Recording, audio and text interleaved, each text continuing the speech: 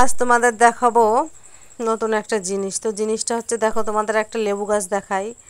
দেখো লেবু গাছটার চারিদিকে কোথাও ফল নেই, মানে কোথাও একটা লেবু নেই, এত বড় গাছ।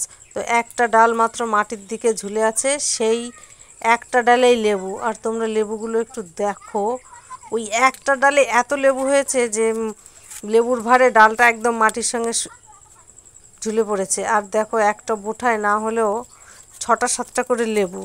তো রোজ দিন আমার ছেলেকে নিতে আসি, তখন আমাকে একজন বলল, কাকিমা তুমি তো এত কিছুর ভিডিও করো, তো এই লেবু গাছের ভিডিওগুলো একটু করে ছাড়ো।